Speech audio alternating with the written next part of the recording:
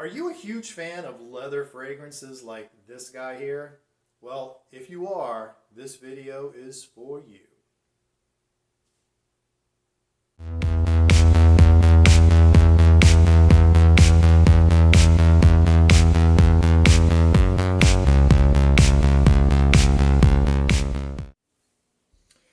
Hey guys, this is Nick. Welcome back to the channel, Scent Remix. Hopefully you've had a chance to check out my introduction video. That way you can learn a little bit about me, what kind of inspired me to start this channel. And I'd like to ask, if you haven't done so already, if you could please hit that subscribe button down below, show your support for the channel. It would be much appreciated. All right, so let's get down to business. So, as was mentioned, the subject of this list is leather. And leather is just one of my all-time favorite notes. I love leather fragrances. And you're going to find them, or you're going to find that note in quite a lot of fragrances, but, not all of them will the leather be, so prominently on display as in some of the fragrances that I'm going to show you today. By the way, my scent of the day is Vince Camuto Virtu, which is considered a leather scent. Of course, it is downplayed a little bit with all the rest of the notes like the fresh peppercorn, the papyrus. But I mean, if you haven't checked that one out, please do. I'll throw that in as like an honorable mention or something. Get so many compliments from that. I was at a job today and the client from the other room, she was like, "What are you wearing?" And I told her the name of it and everything. She says, "I could smell you from the other room." And she was like, I've got to get my husband some of that. And she wanted to know where I picked it up and all that. But it's just a great scent. In fact, I sprayed it on like 7:30 this morning and I still smell it. I've sprayed all of these colognes in front of me and I still smell the Virtu on myself. I mean, it's amazing scent. But enough about that. Let's get into the list. All right, we're going to start with number 5, and it comes from Molten Brown. This is called Russian Leather. This is one that was highly recommended by Sebastian over at Smelling Great Fragrance Reviews. And it was just, the way he described it, it just sounded so interesting that I did blind buy this. I was able to get a good deal over the holidays and, got a really good price on it. So I went ahead and picked it up.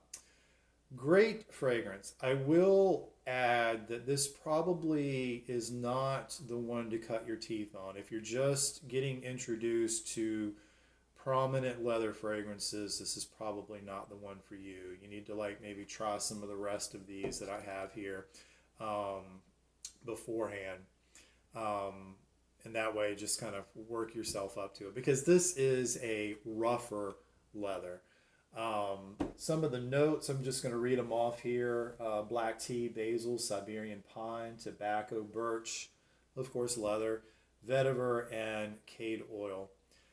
Right away, you're gonna pick up on that black tea. Just I think that from the opening, I think that's what kind of overwhelms you.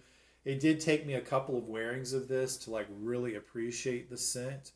But once I got to that point, once I started appreciating that dry down, oh man, it was I love this one. But of course, this one comes in at number 5, so it's not my absolute favorite.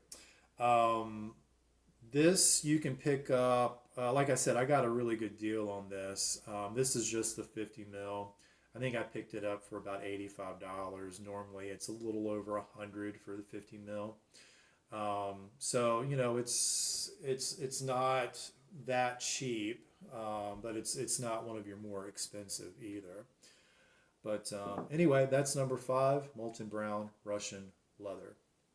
Number 4, and I already had the bottle in the frame. I'm such a noob. Anyway, all right, so this comes from the House of Bordeaux, and ironically enough, let me see if I can get that close enough. Ironically enough, this is also one that was recommended by Sebastian as well. In fact, he did a video on a lot of the fragrances from the house. Like, I think it was all the ones from this particular collection. But this is Raskaya Koza. And this one here, I just, again, it was a blind buy, but I was so glad that I took a stab and, and bought it. Again, I found a really good deal on this. I think I got this off of one of the like Fragrance Net or something. They had it for like $78 maybe. But this is a very smooth leather. It comes off, from the opening a little fruity, in fact a little jammy, if that makes any sense. But just all in all, from start to finish, a very nice fragrance. The performance I find on this is pretty good. As the Molten Brown, I forgot to mention that. The performance on both of these is good. This was introduced in 2016, by the way. The nose behind it is Flavian Larando. And yeah, just an amazing scent. The 100 mil, like I said, I think it's regularly priced like somewhere around $120. But like I said, I did find it by chance on Fragrance Net and, got a really good deal. I think it was like $78. But anyway, so that's number 4, Raskaya Koza by Verdun. All right, number 3 comes from, and again, look, the top of the bottle is like in the frame. Oh, I'll learn. Anyway, so number 3 is Daniel Hosier, and this is green leather. Oh, wow. I enjoy wearing this one so much. Right off the top, that raspberry note, I mean, it just hits you in the face. I mean, it punches you, but in the best way possible. It is just so nice. Some of the other notes, saffron, thyme, incense, jasmine, suede, amber, and there's some woody notes in addition to, of course, the leather. That's the key player here. This was introduced in 2016, and Daniel Hosier is the nose behind this one. I was also able to pick this one up too around the holidays, and this one, I think it normally retails for about $165 for the 100 mil. But I got a buy one get one, so I got this one and Mystery Oud, the 50 mil of Mystery Oud, and so yeah, I mean it ended up being a really, really good deal. So that is number 3, Daniel Hosier, green leather. All right, I'll sit that outside the frame. All right, number 2. This comes from Habibi, New York. This is one that I came across online, and just reading through the story of the house and the notes and everything, it just sounded like a really good one. And I decided to take a chance. I ordered a bottle. I believe I paid somewhere around $80, $85 for it. They were running a special. This is just so smooth. I enjoy it because it's got the citrus off the top, but then when it starts melting into that dry down, oh my goodness, this is just so nice. I mean, this is the epitome of a smooth, enjoyable leather. In fact, I would say out of all that I have on this list, if you're gonna start with a leather dominant fragrance, if you want to get into more of that, this would be a great one to start with. You could not go wrong with this. This is just so amazing. The nose behind this one is Dominique Boulet. Again, the notes include citrus, oak moss, saffron, cedar, sandalwood, and then there's also some vetiver and patchouli in the base. Again, I was able to pick this up for around $80, $85, and that is a 50 mil. But great fragrance, would highly recommend it. All right, drum roll please. The number one fragrance on my list. Again, I mentioned that a lot of these are kind of overlooked. They're not talked about too much. Now, this house that number one comes from, it is one that is quite well known. It's talked about. But this particular fragrance, for some reason, I don't hear a lot of people in Fragcom, really talking about it too much. But it is Montal Paris, Oud leather.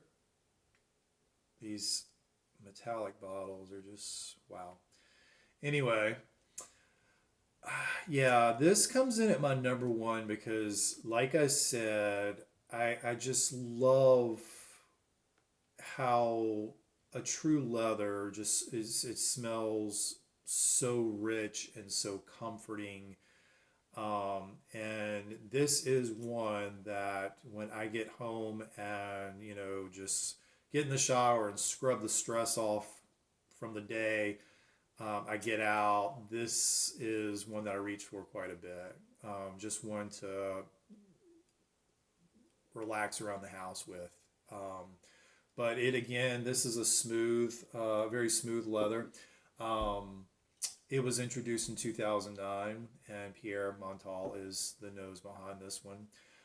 Some of the notes: saffron, cardamom, bergamot, oud, in addition to the leather, pepper, and also ambergris.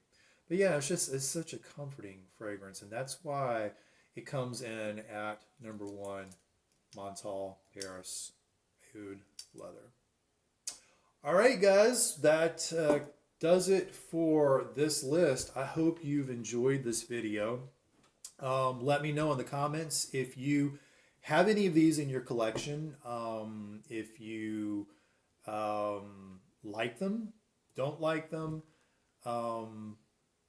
or are inspired to go out and try them. I don't recommend blind buying fragrances. I really don't.